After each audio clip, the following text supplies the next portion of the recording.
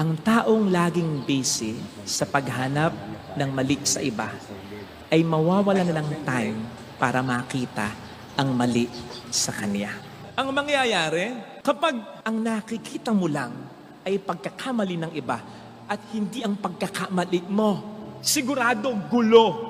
Sigurado hindi magiging katangkam-tangkap ang sasabihin mo sapagkat makikita mo lang ang mali ng iba at makakaligtaan mo o baka nga kaligtaan mo talaga ang pagkakamali mo.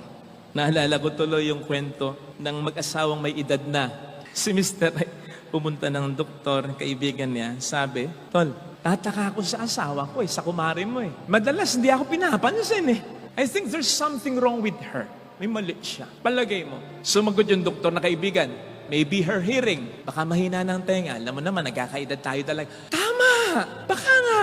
Pero paano ko naman ma-check? Ganito, sabi ng doktor, pag uwi mo, medyo malayo ka, kausapin mo, tanungin mo. Pag hindi sumagot, lumapit ka ng 2 steps, 3 steps. Magtanong ka uli. Same question. Normal tone of voice. Pag hindi uli sumagot, walang reaksyon. 2 steps uli, forward. Tanong mo uli. Normal na tono ng boses, ha? Pag sa pangatlong beses, hindi pa rin sumagot. Pang-4 na beses, lumapit ka na. Tanungin mo uli. Same tone of voice. Doon mo makikita kung okay pa ba ang kanyang tenga. Good idea, sabi niya. Tamang-tama naman, pag uwi ni Mr., si Mrs., nakatilikod. Napansin naman siya, tinangawan siya. Pero tuloy na sa paghahanda ng kakainin nila. Maghahapunan na. So from a distance, di naman ganong malayo, nagtanong siya, normal tono ng boses, anong ulam natin? Tuloy pa rin sa paghiwa si Mrs. Walang reaksyon. So 2 steps, forward, anong ulam natin? Ganun pa rin yung tono, ganun pa rin yung tanong. Wala uling reaksyon. Tuloy pa rin sa paghanda si Mrs. So forward ulit. Pangatlong beses, anong ulam natin? Wala pa rin reaksyon. Tuloy pa rin sa paghiwa si Mrs. So, ang ginawa na niya, nilapitan na lang, dito na, sa bantang tenga. Ano ulam natin?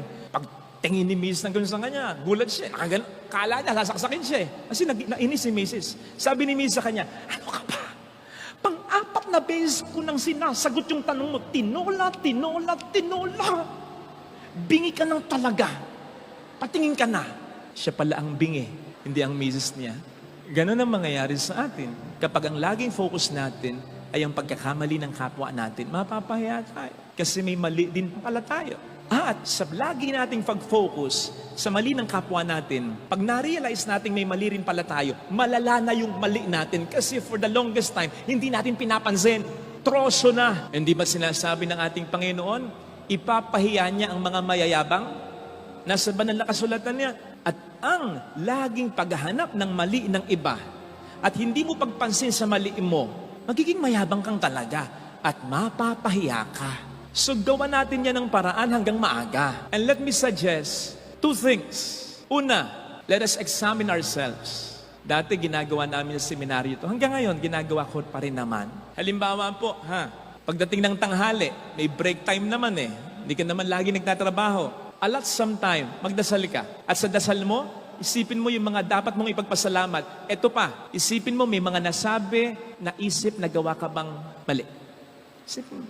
Tapos, mag-sorry ka sa Diyos. May ka ng tawan. Kinagabihan bago matulog, ganun uli.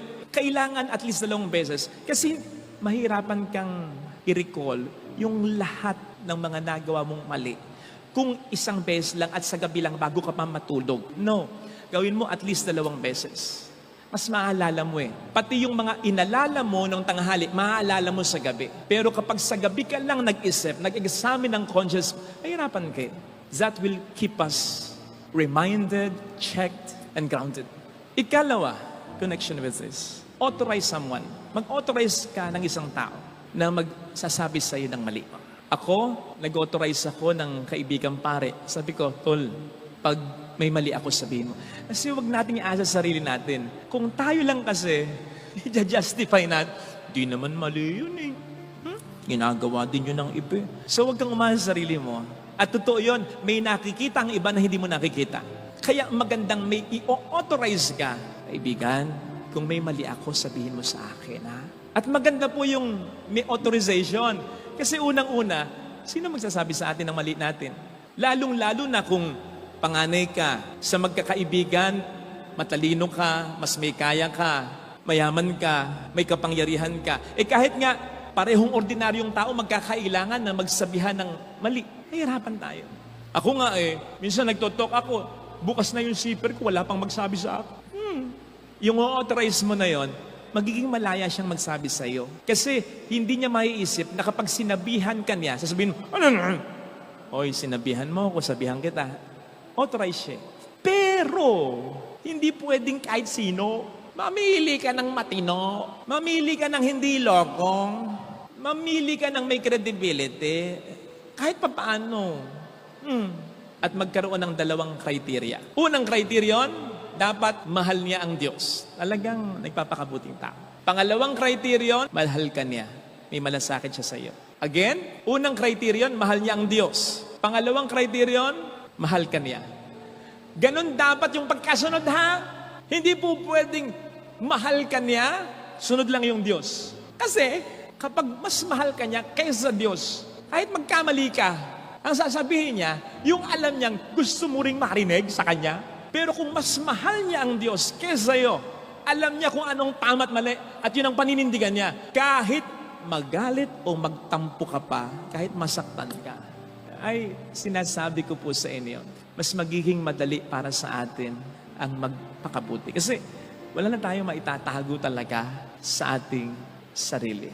Therefore, mga kapatid, a lot more time correcting ourselves than others. Otherwise, hindi tayo magiging tunay na mabuti and we will not become truly happy kasi kailanman hindi nagiging tunay na masaya ang taong busy lagi sa paghahanap ng mali ng iba. Para ka lang may third eye nun. Third eye, nakakakita ka ng multo o kaya ng mga spirito. Wala ka namang magawa, natatakot ka lang. So ganun din yung may third eye sa pagkakasala o pagkakamali ng iba. Minsan nga, kahit wala dahil may third eye ka, nang-iisip ka na ng masama ay, ano magagawa mo kahit sabihan mo pa sila kung hindi naman sila makikinig sa'yo? Wala. So malulungkot ka lang. Kaya, mas mag-alat ng oras nang mag-examine ng sariling kulang o pagkakamali kesa pulaan lagi ang iba. Kasi tayo, pwede tayong makinig sa sarili natin at sa mga taong tunay na nagmamalasakit sa atin. And that will help us become truly good and truly happy. Something that will never happen kung we will always keep ourselves busy looking for faults sa ating kapwa-tao.